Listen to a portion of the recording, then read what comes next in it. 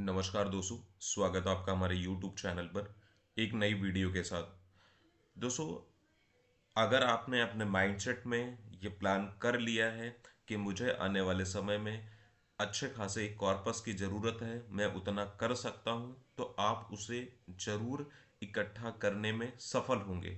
उसे बनाने में आप सफल होंगे, क्योंकि जो भी खेल है आपके दिमाग का है। इस दुनिया में असंभव कुछ भी नहीं। हम वो सब कर सकते हैं जो हम सोच सकते हैं, और हम वो सब सोच सकते हैं जो आज तक हमने सोचा ही नहीं है। तो अगर आप इस पॉजिटिव थॉट पे गौर करेंगे, तो कहने का संशय सिर्फ इतना है कि आप वो ऐसा कोई काम दुनिया में नहीं है जिसे आप कर नहीं सकते हैं। ऐसा कोई काम असंभव नहीं है। और अगर आपने उसे सोच लिया तो आप उसे जरूर करेंगे। और अगर आज तक आपने सोचा नहीं है तो आप उसे सोचिए। तो दोस्तों, इस वीडियो में इस कोट को लाने का मोटिव सिर्फ इतना है कि इंडिया की जो पॉपुलेशन है, बहुत ही कम परसेंट लोग हैं जो अपने फाइनेंशियल प्लानिंग के ऊपर स्टडी करते हैं, काम करते हैं। बाकी के बहुत बड़ी आबादी है जो प्लानिंग तो करते ही नहीं। जो भी इनकम आती है सिर्फ उसे खर्च करने में ही पहले इन्वेस्ट करते हैं, और फिर बाद में बोलते हैं मेरे पास तो कुछ बचा ही नहीं है। तो अगर आपने इस दुनिया में आए हो, भले ही आप गरीब आए हो, लेकिन गरीब मरना आपकी जिम्मेदारी है। आप अगर चाहो तो एक अच्छा खासा कॉर्पस बना करके अमीर आदमी बन सकते हो। अब उसके लिए आपको क्या प्लानिंग करनी होगी, ये एक सिस्टोमेटिक तरीके से, बड़े सिंपल तरीके से इस वीडियो में देखने को मिलने वाला है।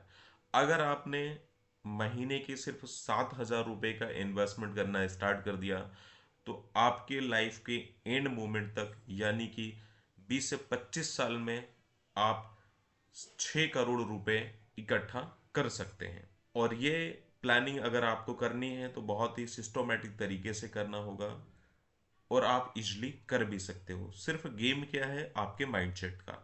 अगर आपने अपना गोल सेट कर लिया, अपने माइंडसेट को सेट कर लिया, तो आप जरूर कर सकते हैं। इसके लिए आज के इस वीडियो के अंदर ऐसे दो फंड्स के बारे में मैं जानकारी देने वाला हूं, जहां पर आप अपने अकॉर्डिंग कंपेयर करके इन्वेस्टमेंट कर सकते हैं। HDFC small cap fund direct growth plan SIP का फंड है, और SBI small cap direct growth fund.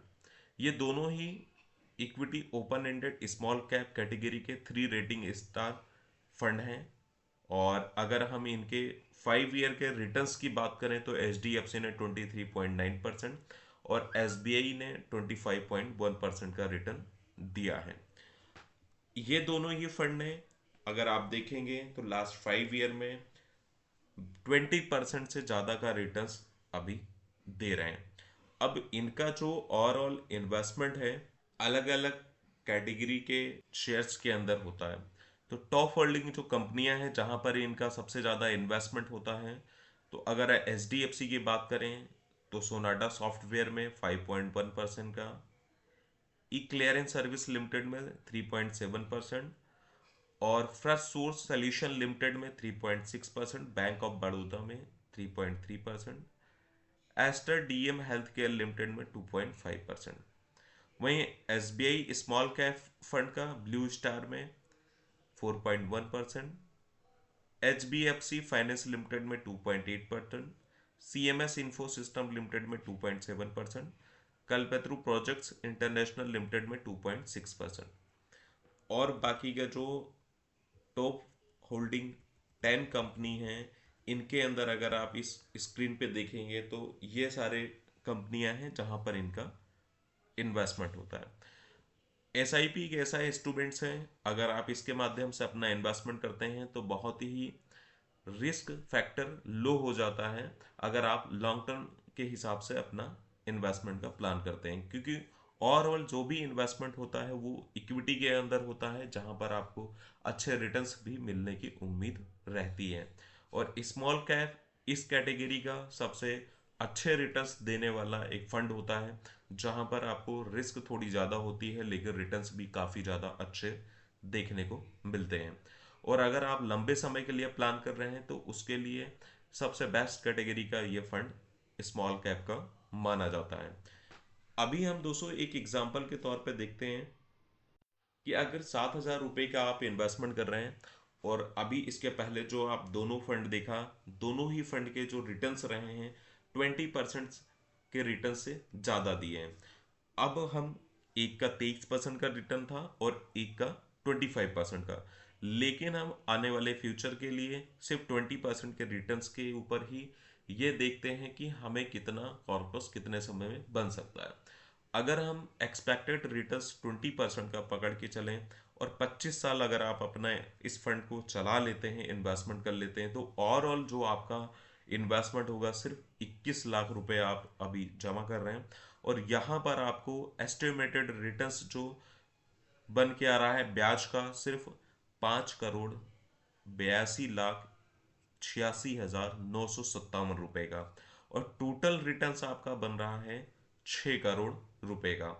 तो अगर आप देखें तो एक सिस्टोमेटिक तरीके से इन्वेस्ट करके आप 25 साल में 6 करोड़ रुपए का रिटर्न्स प्राप्त कर सकते हैं।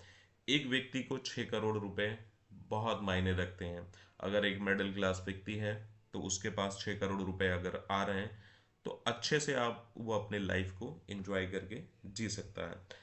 अगर हमें लग रहा है कि हम इस फंड को 25 साल नहीं चला सकते हैं और 20 साल के अंदर ही हम अगर देखें तो 20 साल में ये कंपाउंडिंग के बेनिफिट को देखेंगे तो वहां पर आपको सिर्फ 5 साल में 6 करोड़, 25 साल में आपको 6 करोड़ रुपए मिल रहे थे और 20 साल में सिर्फ 2 करोड़ 21 लाख रुपए मिल रहे हैं। तो अगर आप ज़्यादा लंबे समय तक इन्वेस्ट करके चला लेते हैं तो बड़ी अच्छी बात है, आपको अच्छे रिटर्न्स मिल जाएंगे। और अगर आप 20 साल भी चलाते तो भी आपको 2 करोड़ 21 लाख रुपए मिल रहे हैं।